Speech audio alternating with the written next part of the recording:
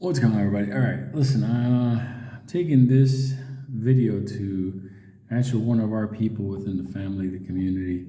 Name is Ken. He's emailed me a couple of times. I've been able to catch up to some of the emails. I was going to write him back, but it's a question I get so many times over. So it's Ken's question here. I'm going to I'll cut to a portion of it. I don't want to talk. He's obviously in deep with AMC. Okay, so he's a lot of money in AMC. And obviously, the things that have happened, you could imagine what's happened to his portfolio, his money. He's kind of giving me his time frame, like how long he can hang on with all this. So, kind of based on what's my feelings. Now, here's the thing on it. Unlike everybody that thinks that the lawsuit is going to give us like the path to the squeeze, I'm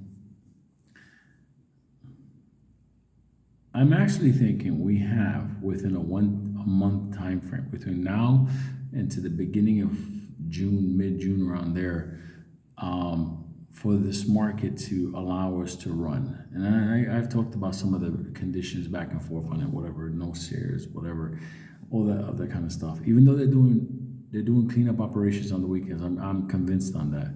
It's my feelings.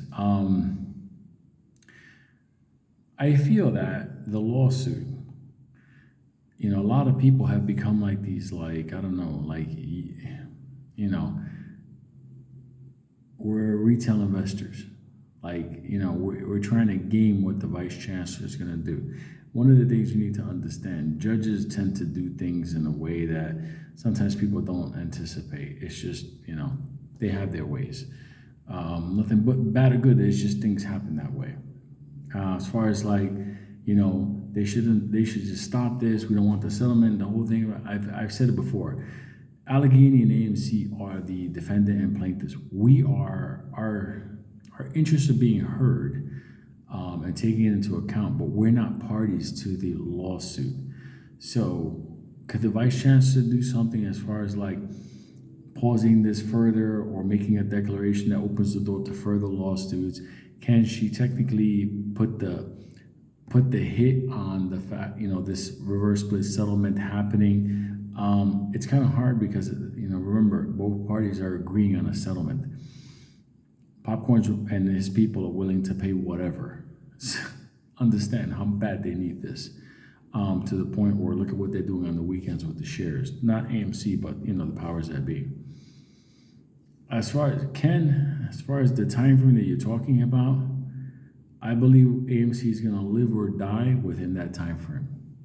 So I can't tell you what to do, but I can tell you one thing. Within that time frame, if we don't have a run up, and I can tell you something right now,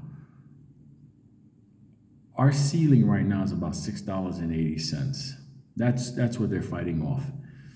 So in that $6 range, like $6.80, $6.90, that's where they're fighting to keep AMC down. Now, let's say we break it. Let's say it gets $7, $8, $9, $10, $15, $16. The market could do a lot of things to stop us. Okay, we have to be adults about this, because if we run, like I've said before, I used to say back in the days that people used to hate me for it. If we run at our numbers, let's just take Popcorn's numbers, 3.8 million retail investors. With what everybody holds, we will take down major firms. Like, they would need to have intervention in this. And in this market right now, AMC, I'm giving it the 30-day window. Let's say it's May 15th now. Tomorrow morning is already going to be the 16th. So 15-16 to June 15-16. That's where I'm looking at. That's the sweet spot. That's where I'm looking at.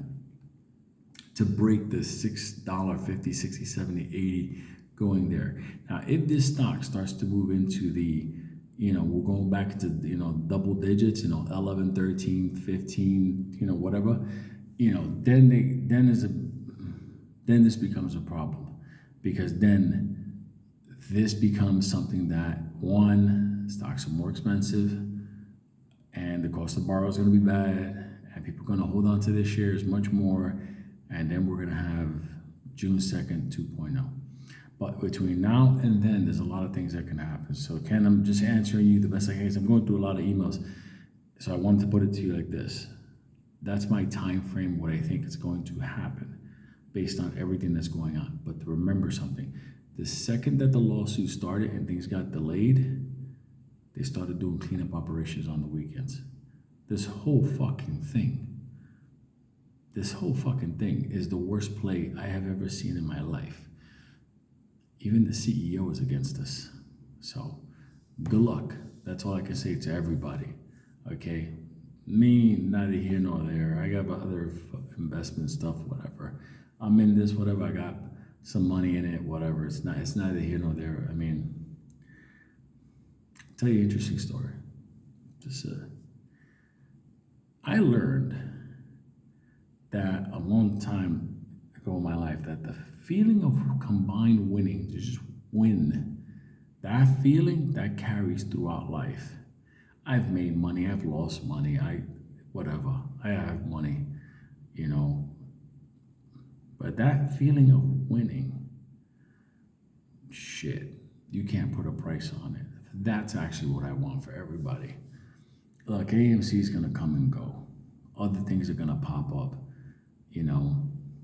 In time, this would just be one phase of our life moving forward, But understand something. If we pull this shit off, that feeling, money comes and goes, but that feeling, now you're gonna say, what about if we lose? It's not so much about lose. It's whether we got fucked over. Now that, I don't put past those motherfuckers on that side. They're not the Wall Street that I knew. It's not. I was in this game, hedge funds used to protect people's money in bad times.